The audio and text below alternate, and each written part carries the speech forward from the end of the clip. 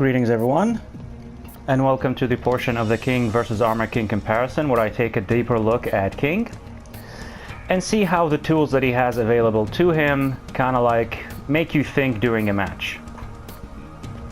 Like I said, I'm going to be discussing this mainly in terms of ranges. I'm going to see what King can do from extremely far away, then what he can do from mid-range. I'm not going to be dividing the ranges all that much, 1, 2, 3, just for the case of simplicity. I'm going to be calling it mid-range. And finally, point blank. Well, according to how the recording goes and how long I rant and whatever, I might end up splitting this into two portions. I learned my lesson from my previous videos where it turns out that I kind of like rant way more than necessary. I guess you'll find that out from the thumbnail that came before. Anyway, with that being said, let's dive right into it. So again, just to stress something before we start, I'm going to be discussing mainly offense, and I'm going to be discussing it theoretically. I know that this is not the only way that matches can go. Like I said, no character in Tekken is completely unidimensional. Just because you have access to throws and certain mix-ups doesn't mean that you absolutely have to go for them. Matches can conclude in any different number of ways, but examining strategy on paper theoretically is what's important in the end, because around something that exists you can build something else, and the fact that your opponent knows that you have access to this certain thing can allow you to go for something else.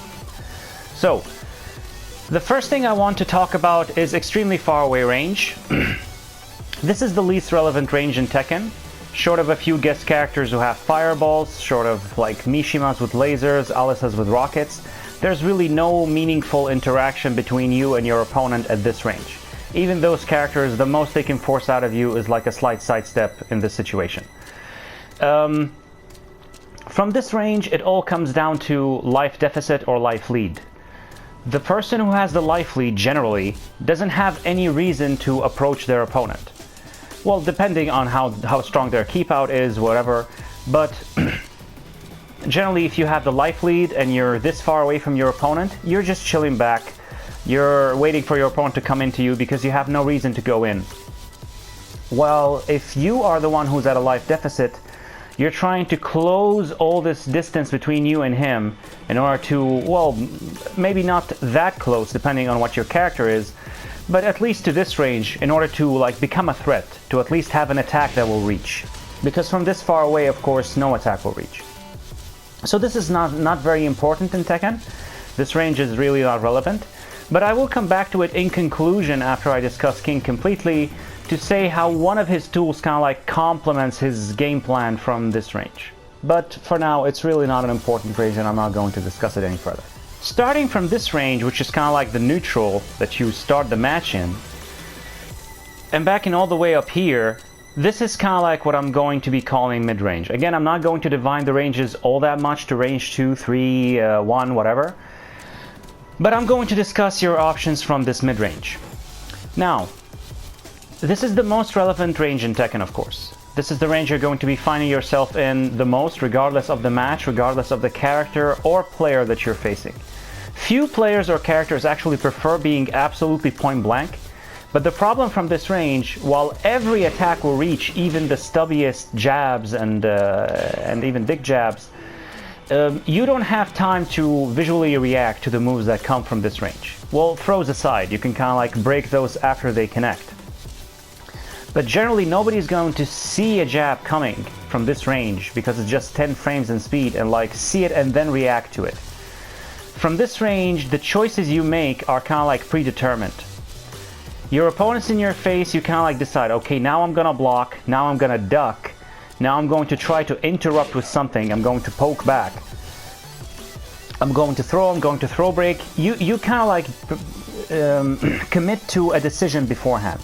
Whereas when you're this far away, you have time to kind of like react to what your opponent is doing. If your opponent does something like, for example, approach, you can backdash away, you can go and meet them head on, you can sidestep their attacks, you can backdash away and look for whiffs, you can close in and scare them off. You have a lot of options.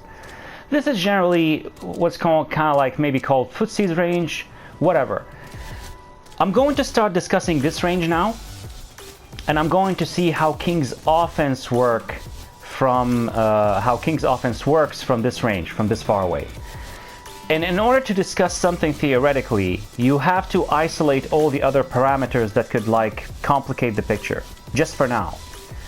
So I'm going to set kind of like two rules before I go into discussing King's options from this range. First of all, you're offensive, you're completely offensive, and your opponent is absolutely not trying to stick any attacks out. I have a completely docile opponent that is just defending.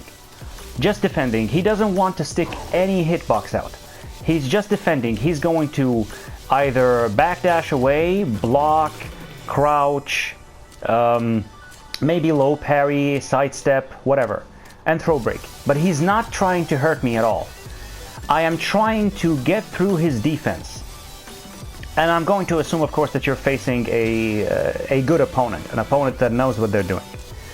Second rule is, when I'm discussing this range, your attacks have to come from here. You're not allowed to dash in, be in your opponent's face, and then start attacking. No, any attack or any decision you make has to start from here. You can, for example, do this, but you can't approach and then do that. Just in order to isolate this range for now.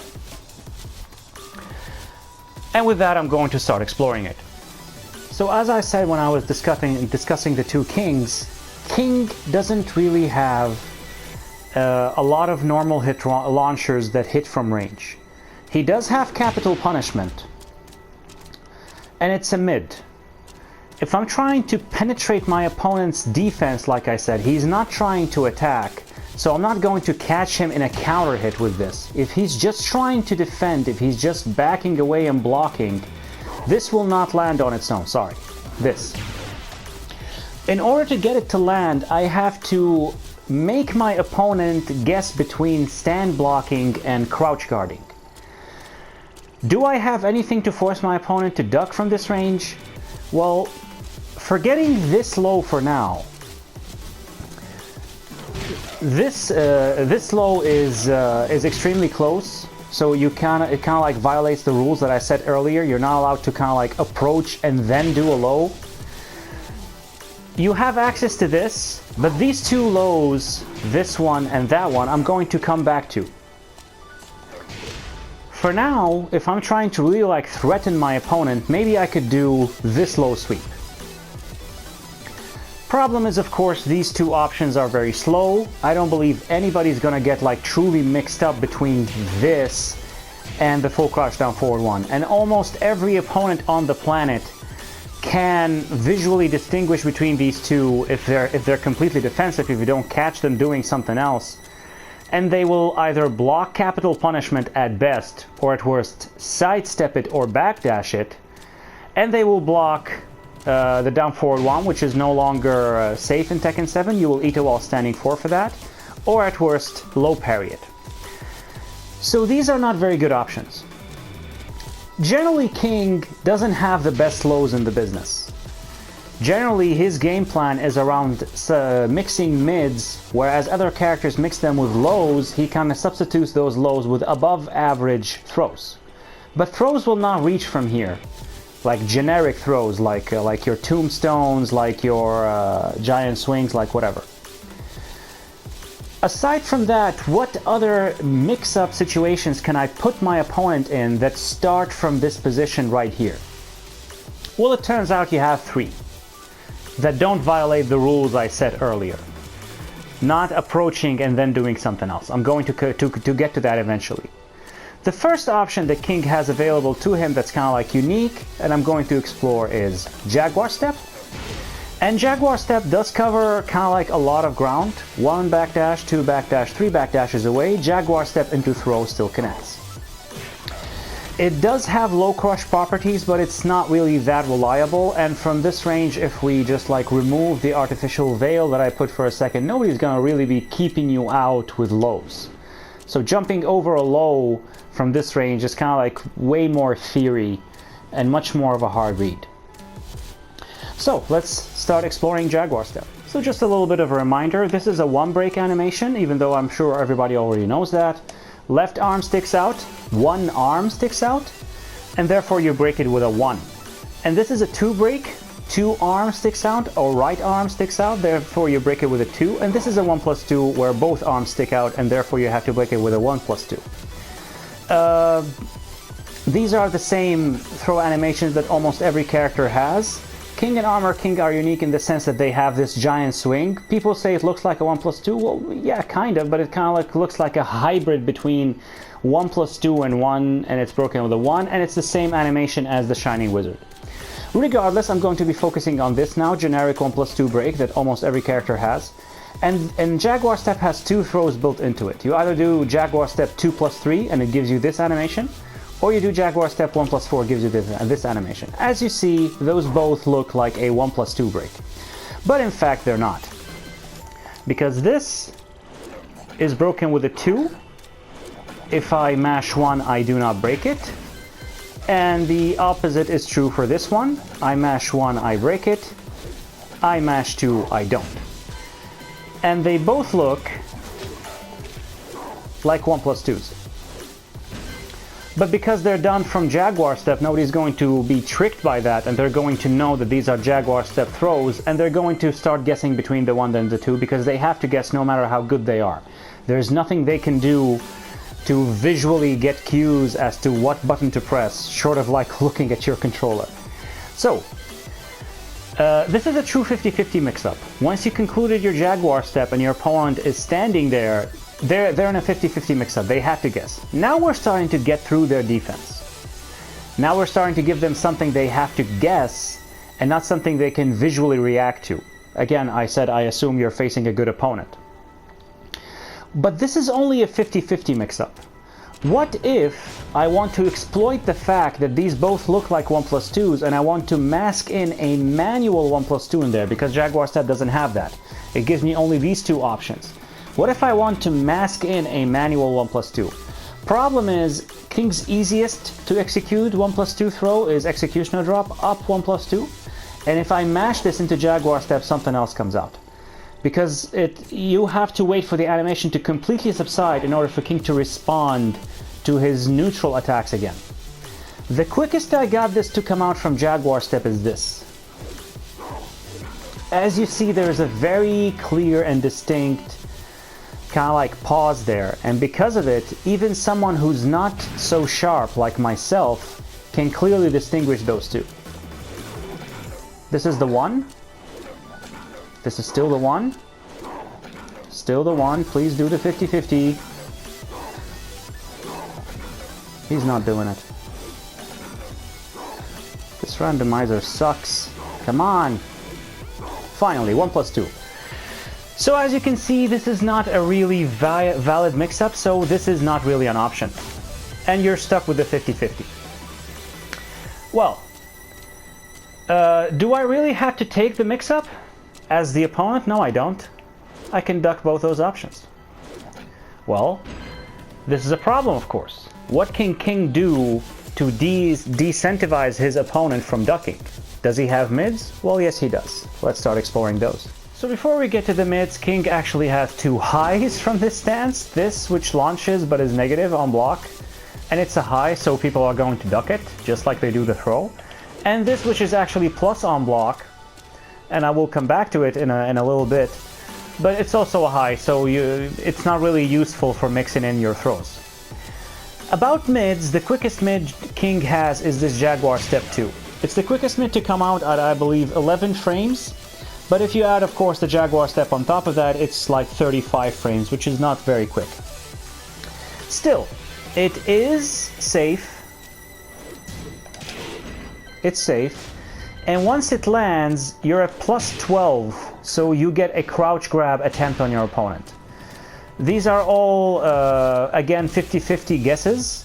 Either 1 or 2, the animation is the exact same, which is like this. And you can potentially land in this chain grab, which up until this point of 55 damage is not breakable. And from there your opponent can guess. But it doesn't break the floor if you're on Forgotten Realm. We only have one floor break stage after all. So generally, sorry, what did I do? Generally you'd go for this, which is 60 damage, but only if your opponent guesses wrong on the break. So, the second thing I have to highlight is that the relative kind of like speed in which the two come out, this and this, is very similar, so I don't believe you can really fuzzy guard this mix-up. If I try to like flash duck here,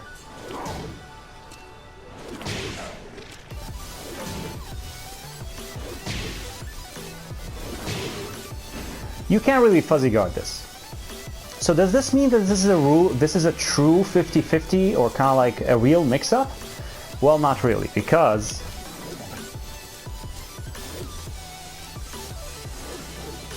I can sidestep. Well, this is bad. Again, I just exposed this is not a real mix-up. I have an option select to cover all options. Can I stop my opponent from sidestepping?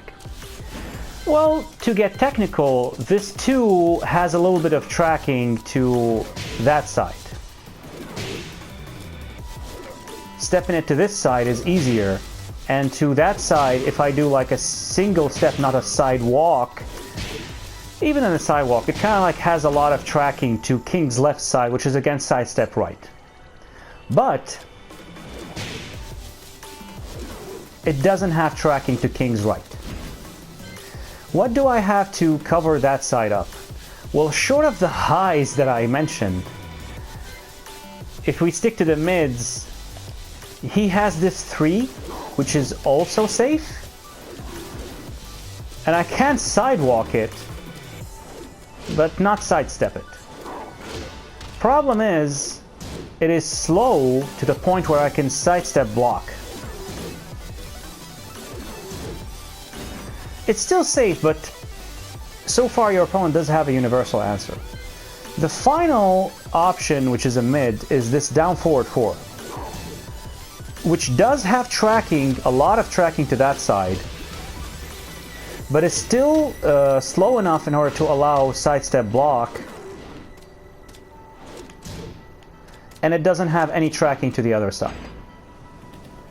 On top of all of this, it is punishable. It's actually minus 17. Now, if I go a little bit off topic here, I don't really like this design with the mids out of Jaguar Step at all. I see the point of this because it can be done from back Jaguar Step as kind of like a bait to whiff punish. But I see absolutely no reason as to why this has to be punishable. The only way to improve this mix-up is to do 2 Jaguar Steps, because if I show it here, if I do 2 Jaguar Steps into this, it actually becomes plus on block. But like if I remove the artificial veil that I put in, nobody's going to allow you to do 2 Jaguar Steps in their face. J-King found a kind of like setup after Bound to do this. Watch the J-King special on his channel. But that's a setup. You can't use this in the neutral. Nobody's going to allow you to do 2 Jaguar Steps in the neutral. And I don't understand this design at all.